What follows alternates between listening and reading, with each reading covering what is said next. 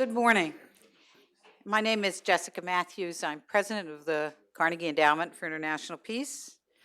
It's my pleasure to welcome you to today's wonderful event, which we're using to celebrate and to mark an official launch of our new South Asia program, but more importantly, to explore a broad and deep agenda of thought about the 20 years of transformation we've just passed through in South Asia.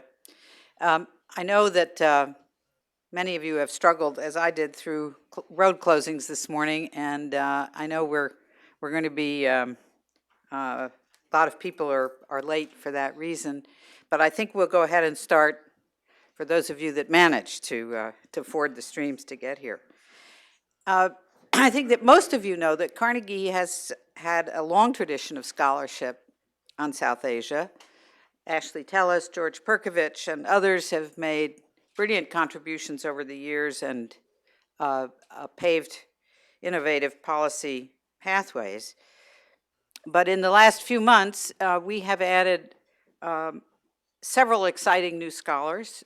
Frederic Grar, who is directing the program here in Washington, Sarah Shays, and Milan Vaishnav. And we now have, we think, both a very broad and full-fledged program that's the largest of its kind in this city. They also work closely with South Asia experts in our other offices.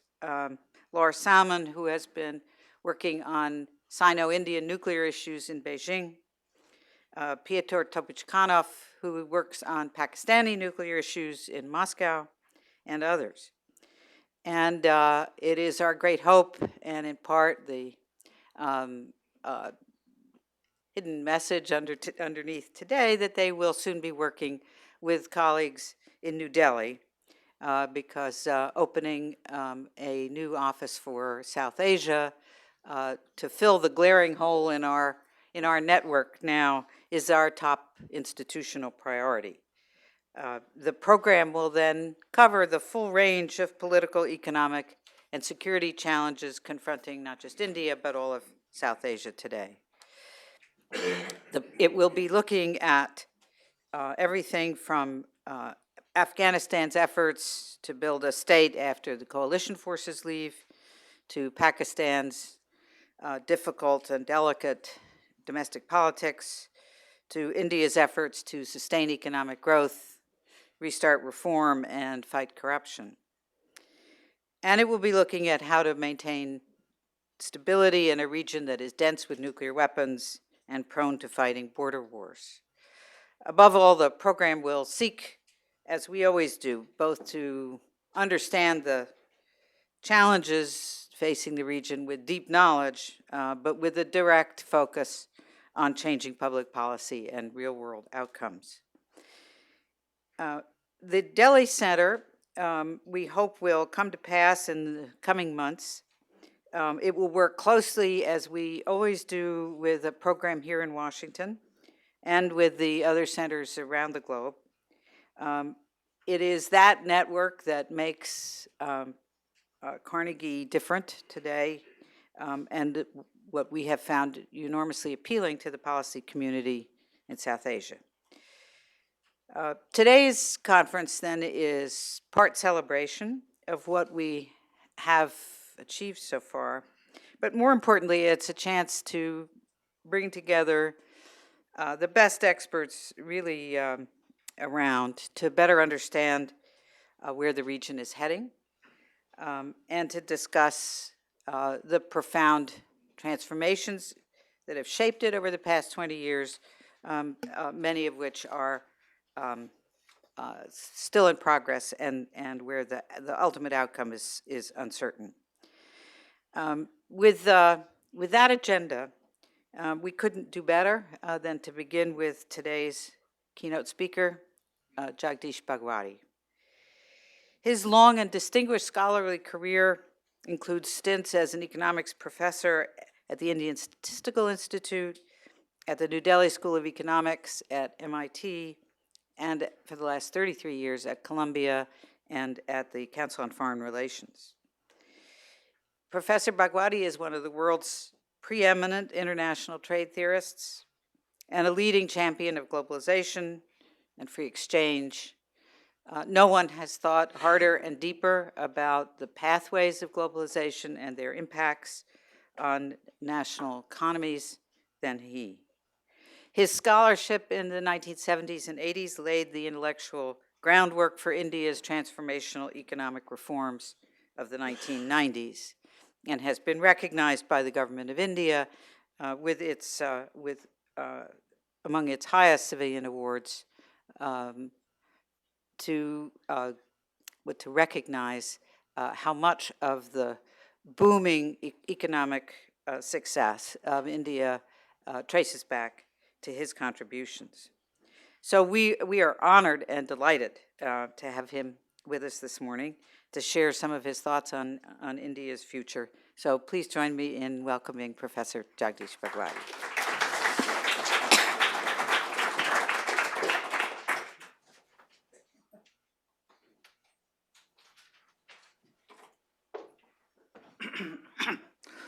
Thank you, Jessica, for those kind remarks. I think they were exaggerated, and I don't know whether I'll be able to live up to them. I mean, normally one says, you know, my mother would believe it, but not anybody else. But my wife, who is mischievous like me, once went up to somebody who had said very nice things about me, and he said, "There's nothing that you have said which my husband doesn't say better about himself." So, I think, thank you again, and it's a great privilege to be here because yours is a very celebrated think tank. I mean, there's no question about it. There's nothing that you publish which I haven't read, and now you're expanding the program, and certainly the people from India have definitely heard of Perkowich and also of Ashley. And, you know, I mean, to have two big superstars like that, I mean, that's really quite remarkable. Normally, one was lucky if one is one person like that, and I think you're overdoing it a little bit by having two. But I think certainly you're expanding the program in very important directions. Looking at that, I was wondering if you were unwittingly or wittingly leaving some ambiguity, whether it was about the past or the future, the 20 years of transformation. But I think it's really about both. Let me just say that while it is a South Asia program, there are programs like the one which Devesh Kapoor runs at Penn, and the one which I've been associated with at Columbia, which are India focused. And then South Asia is just one of the things they look at because the neighborhood is always important. And I think given the wide focus that you have, South Asia as such seems to be a slightly more narrowly focused, because India in particular, India and the world is really a big issue today. And certainly East Asia is extremely important at the moment in a variety of ways, and historically too, because India in Southeast Asia was in fact a major force at one time, you know, with Buddhism having traveled all over, including in Japan and China. But if you go through Indonesia, Thailand, you see Sanskrit names. It's a bit hard to recognize them, but since I do international trade, and then you have Dr. Supachai in the WTO from Thailand, and that is from Sanskrit, which says Shubha Vijaya, which means auspicious victory. Though I once teased him by saying that maybe your great-grandfather was selling soup and chai in a village, and that's how you came to be known as Supachai. I think you rather like that idea. Particularly in time of global hunger and so on. But anyway, so let me now go on to say that I want to confine myself basically to the question of India-US relations from a particular standpoint, namely what the diaspora can do, because that's what we all are over here. And I sort of want to raise that question particularly because as you look at the Indian community, which should be interested in US relations in a particularly big way, its grasp of the way the US operates seems to me to leave a lot to be desired. I think the Indians, if anything, are used to a paternalistic approach, where if some decision is taken, it automatically extends to all the communities. And here, you have to make your views felt. You have to ask for something specific yourself, or you will be ignored completely. So it's a very different model which works here, and you see that particularly in, I mean, I remember one case where the mayors had the mayor of New York, the one before Bloomberg, had a meeting at the Asia Society in New York, and he was complaining to the Indian community, which was there, saying, we know what every community in New York wants, but we have no idea at all what the Indian community wants. And so we don't know what to do about it. So in a way, it's a sort of the notion that you shouldn't, that you have to put your foot forward and say, look, President, we really want something. He's not going to do anything because, politicians don't do that, because every time you do something, there's you're using up some brownie points politically. So you see that particularly in relation to two things, actually. Like I just saw the report today about who is being appointed or considered. There's not a single Indian name. Mrs. Pritzker obviously gave a lot of money, so it makes, but she's being talked about for commerce. And you would think that at least Indra Nooyi would be mentioned or something. Forget it, because there's nothing in it for the president to have any Indian. If you take Supreme Court appointments, there are so many distinguished Indians, including Akhil Amar at Yale, never mentioned, and not even Solicitor General or anything like that.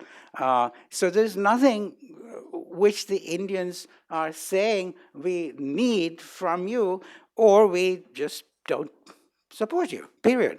That's the only way this system functions, by saying that, look, this is what I want. And why are you not doing this? Why are you just simply taking the Indian community for granted?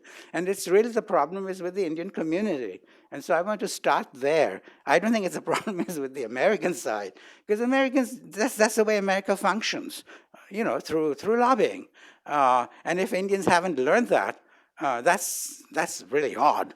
And so I think I want to go on and discuss a few things which the Indian community could want, which would cement our relations better. I mean, I had always assumed that I've often said that the Indians are the next Jews of America, in the sense that they're bright, brilliant, they're into every profession. And one stage I used to even say, one day they're going to, like Dutch shows, they're going to go into crime as well. And now, of course, we've had insider trading case against poor Rajat Gupta, and we've had self-confessed plagiarism by Farid Zakaria. No matter how hard he tries, he confessed to it. I mean, if he hadn't, it would have been, okay. So we've had our problems. So we are everywhere. In all walks of life, including ones where we shouldn't be walking. We should be avoiding it. So I think but it still leaves open this problem, which is that while we are prominent and so on, we really haven't learned to communicate our dissatisfactions with what's going on. And in this system, particularly when you have an obliging president, who's, I'm a supporter, as you can guess, he's not going to do anything at all. And so I think, let me start with just a couple of points, which is that ever since he came in, he has been complaining about outsourcing from day one. Now, this runs through the system, actually. Schumer was anti, he was into Japan bashing, then into India bashing, and then into China bashing. And once I wrote in relation to India bashing that, I know nothing about baseball. I don't know very much about any sport, actually, but certainly not about baseball. And I said, I know that 3 strikes and you're out. So I said, Schumer is someone who should be discarded in favor of someone like Nancy Pelosi. Maybe we should swap between California and he read it and he was mad at me, for saying this. But the point is, he too has been bashing India on things like outsourcing. And the problem is that Senator Kerry, John Kerry, whom I admire on many grounds, and I'm delighted he's going to be the next Secretary of State. But when he was running for the presidency, that's when some Indian doctor at Mass General happened to outsource. You remember the digital X-rays, and when they came back, the head of the MGH, who I'm glad to say was not an economist, he was not a doctor either. He was just an administrator. He said everything would move like a tsunami away to Bangalore, Bombay, et cetera. And so the next day. John Kerry, these are fast-moving campaigns. So he came out saying the firms that were outsourcing like this were Benedict Arnold's. Now, I didn't know who the hell Benedict Arnold was. I thought he must be an obscure English poet, a distant cousin of Matthew Arnold. It turned out that he is the worst traitor in the system, a neighbor of mine in Lexington, Mass., where I lived for 12 years. So I think suddenly he was caught flat-footed, and I'm told by insiders that Bob Rubin at that point called up Kerry and said, if you repeat this again, I'm out of your campaign. So, Kerry was sort of caught in the middle, but he's never disowned it. So now we have a cabinet also where the president has been talking like he was Lou Dobbs on outsourcing. We've got Secretary of State also. Now, this is where I would say that we have to tell them, look, as long as you were in a campaign and you had to fabricate things, and say things which are obviously unworthy of you on things like outsourcing, because that's, from economics point of view, they represent just illiteracy and also, things they should not be saying as leaders of our country. But now that you've already won, right? You don't have to do this in order to, beat up McCain and so on and so forth. Now you should be able to say, look, we now stop talking about outsourcing. So that is something which we can say from the diaspora, because when Indians say it from New Delhi, nobody's going to pay any attention, really. So we have this Trojan horse principle here, where we are inside the system, and we ought to be able to say, look, fine, we understand what you had to do, but don't continue talking like Lou Dobbs again and again and again, because it does create problems. And I think one thing which I do feel also is that the Sikh tragedy, the Sikh temple tragedy, I think that also owes to the sense on the part of these crazy characters, like the one who shot up these people, that somehow not merely are jobs being exported to India, but also Indians are coming in and taking jobs away here. So the Sikhs, I'm quite sure that the guy who went after them was simply getting his venom and his, from the continuous harping of India as a demon in a way. So no matter what you say in general, that doesn't matter. What matters is the continuous talking of outsourcing. And I think, I just say in a mischievous way, that to believe that this guy thought that these Sikhs were actually like Osama bin Laden or something because they have turbans and so on. If he really wanted to go after people who looked like Osama bin Laden, the Hasidic community in New York is much more close in looking like Osama bin Laden. And besides, it would have also been anti-Semitic, which would have really pleased the guy a lot. So the point is, we don't want to look these things in the face, that we are actually encouraging this rubbish and this venom in the system. So it doesn't matter what you say from the White House in terms of, this is terrible and so on. It's what you're doing all the time which counts, you see.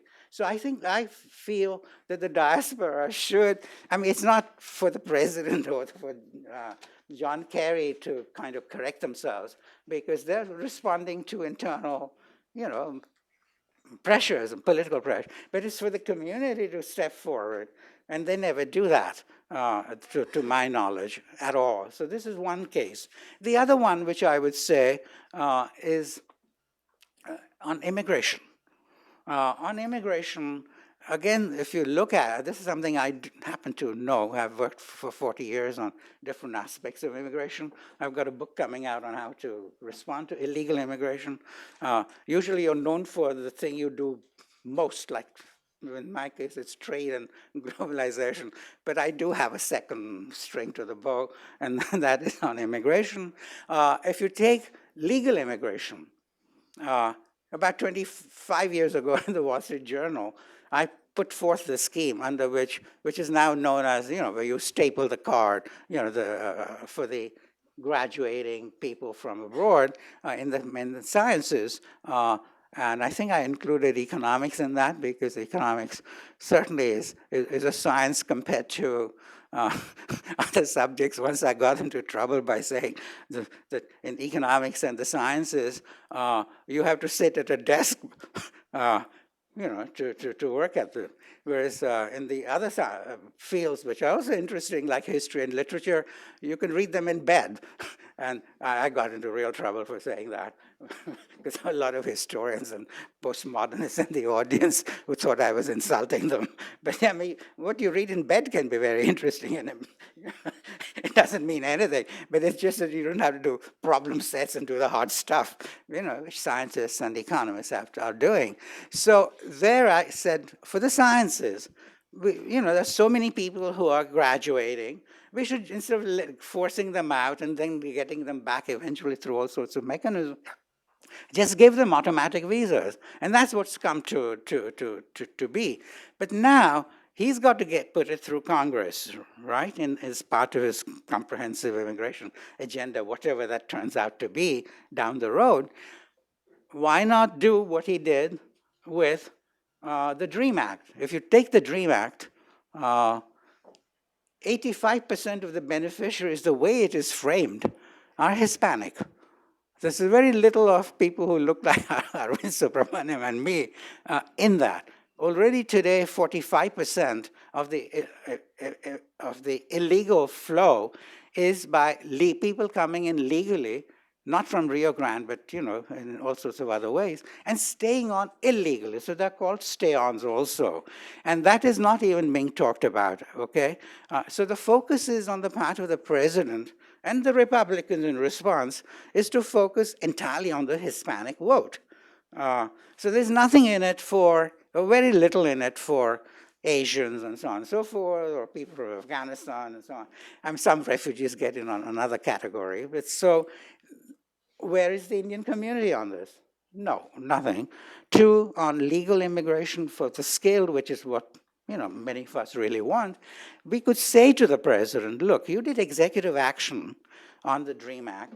Why don't you do executive action right away for H-1B visas? You can do that. It's not a huge number anyway, but maybe that's why he won't do it, because there's nothing in it, because the Indians are they just coast along with whatever is going on. So here is another area where we could say, and I think even on DREAM Act, I would not say because it is entirely aimed at Hispanics, therefore we shouldn't do it. That's the wrong conclusion. I would say our community should go ahead and see how it can be expanded to include other people, right?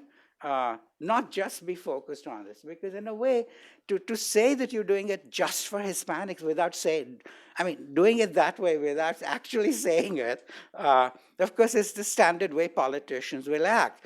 But it really flies in the face of what President Kennedy did in 1965, which was to try and eliminate the racial composition of influx of people. And basically, it became much more ethnically neutral. And I think that's a principle which, unfortunately, we're sacrificing now under this president, much as I adore him, because he's simply not, he's into it for the vote, not for principle. And for us, it's for us to say, Chinese, Indians, whatever, Africans, etc., to say that, look, expand the scope. Don't make it the way President Kennedy, was a great figure in my opinion, was doing it, because introducing basically neutrality. And this is something which I once wrote about in the New York Times, and this is with my friend Arthur Helton, who actually got killed in Baghdad, as you remember. He was one of the great figures on human rights and immigration. And I wouldn't be standing here because we were working together at the Council on Foreign Relations. And he told me 1 week before he left, saying, Jagdish, do you want to come to Baghdad? And I said, no, I don't think I have the time to do that. If I'd gone, I probably would have lost my arms and legs and so on, or been killed. But for the grace of God, But Arthur and I, at his suggestion, wrote something about the amnesty program under George W. and saying this really was violating to confine it just to Mexicans was not the way to do it, and that it really violated the basic principle. Now, I'm just giving you these examples to show that instead of opposing what the president does, you should try and expand it. That way, also, you get a much better way to support, and response from these ways. Finally, just a little bit on trade. Now, if I'll just take 5 minutes on that. I mean, I did talk about outsourcing, but we also have the problem, and it can be picked up later. Yesterday, I talked about it a bit, but we have had real cross purposes, on things like the Doha round. The US media has bought into the line that India is to blame for the protracted lack of settlement. If you go outside of United States media, then everybody says it's the United States which is the principal player and has refused to compromise. Now, so these are different, like Rashomon, different conceptions. And I think as a result, we also had really not lack of chemistry, but the wrong kind of chemistry between our USTR, Susan Schwab, who is an excellent woman on trade, and Kamal Nath, who was our minister at the other end, and they literally hated each other. And so there was total, there was no way you could negotiate. Each one said the other one was responsible for the, stalemate.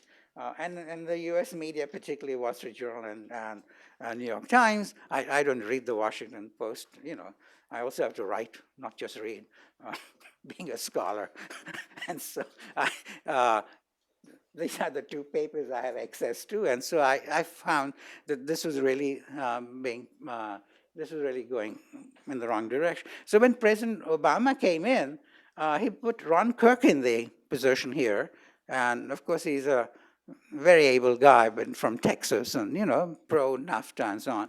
And then the prime minister put Anand Sharma, who is now currently our commerce minister. And they were both under instructions not to shout at each other, but to be polite and to smile at each other. So instead of scowling, smile. So when Anand Sharma came here, unfortunately what happened was, and this is true, he was under instruction to try and settle Doha. And because the president seemed to be, after he'd gotten his Nobel Prize for multilateralism, here was one multilateral treaty he could easily, it was within grasp actually, except for the Congress. He would have had to lead the Congress in the right direction. But the Congress was not entirely with him, in fact, opposed to it in many ways. So he had to provide leadership, and he was not willing to do that. But the Indians didn't know that. And Anand Sharma, when he came, he went and saw Ron Kirk, who had already been instructed to say no to doing anything on Doha. So when I saw him in New York on his way back, he said, it's off. The Americans just don't want to play on Doha at all.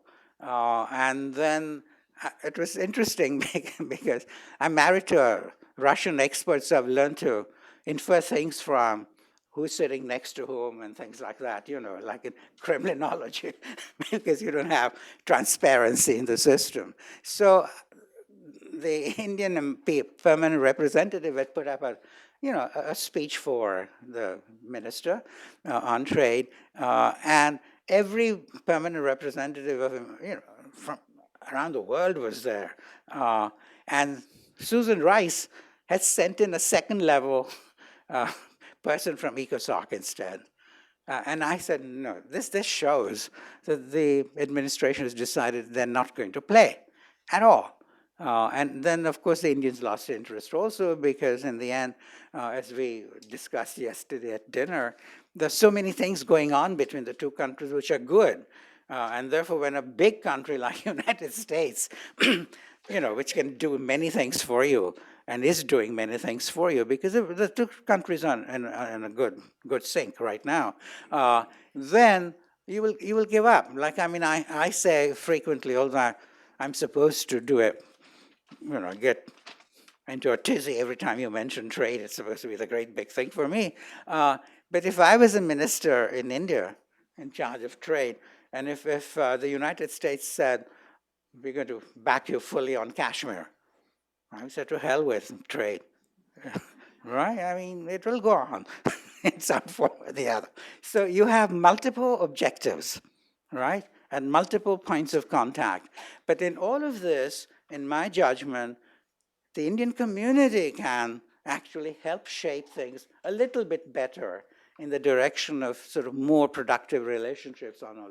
So I think on that note, Jessica, I think I'll end because I know, you have a lot of things to discuss. But we will take some questions. We take some questions. Yes, of course.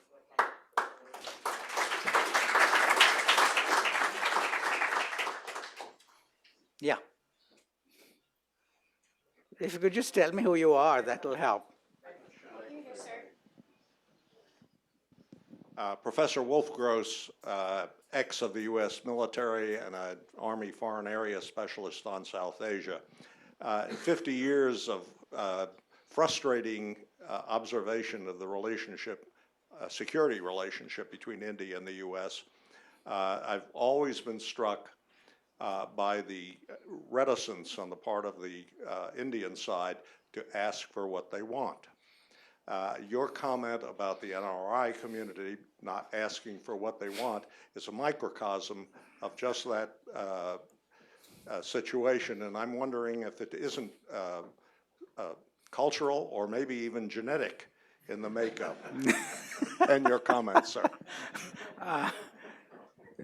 I think it's partly, it's really political, I would say, in the sense that given the whole background of the tensions between the two countries, with you opting for, Pakistan, basically, in the center, was that what it used to be called? And we being perceived as being pro-Soviet. Now, which caused which? This is what we call in economics an identification problem. Like there's a story by which we explain, because there's a country which I won't name, but you can guess which one it is, where the men are bad lovers and the women are bad cooks. And the question is, which is causing which? Are the women punishing the men, or are the or the other way around? So this is what, and I think the two are interactive. There's no question in my mind. And I think this has changed a lot. I was saying last night, there were so many good things that have happened in terms of establishing relationships. So it's just a bit behind us. And right now, I think India the governments have to be prudent. I mean, they can't go out rushing, saying, I'm going to get the Americans in right away and change, what has gone on, because the prime minister also has to worry about communists, left-wing people, and hating America is not a very unfashionable thing to do for a variety of reasons, which doubtless you're aware of. So I think there are military exercises, etc., going on, but they would rather not talk about it. And I think so. I don't think it is cultural. I mean, a lot of it is non-cultural. It is to do with the exigencies of the politics of the situation. But there's no question in my mind that we are moving in that direction. Now, a country like Australia can certainly open up a base for you. We can't do that openly. But it doesn't mean that as smart people here at our end, we should not see that the trend is in the direction where for a variety of geopolitical reasons, we are slowly moving in that direction. And I think there's a lot of fundamental goodwill on this, though I'm not sure whether the diaspora is really, like the Prime Minister's daughter, she's now in the Open Society Institute, and she was with the ACLU in filing the Guantanamo case and succeeding. So I was asked by Wall Street Journal, what do you think of it? So I said, the father goes with the United States and the daughter takes it on. So this is what, since it was Wall Street Journal, I said, this is portfolio diversification. But you can't lose that way. And my own daughter, actually, who was in the Marine Corps for 5 years, actually was a plaintiff with ACLU in this case, which led to Panetta letting women fight at the front and so on. So many of our young people are actually working in the system. And I think it's the older folks who just haven't learned it and are in the old DNA, as you like. And I think they have to get along with it, basically, because there's a lot of possibility here in this country. And so I think that would, I'm sorry it's a rather longish answer, but I hope it helps. Yeah.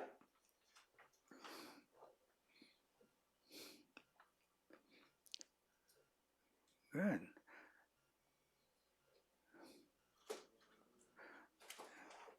Good. No more questions. And we will thank Professor Bhagwati, and we'll move directly to the next one.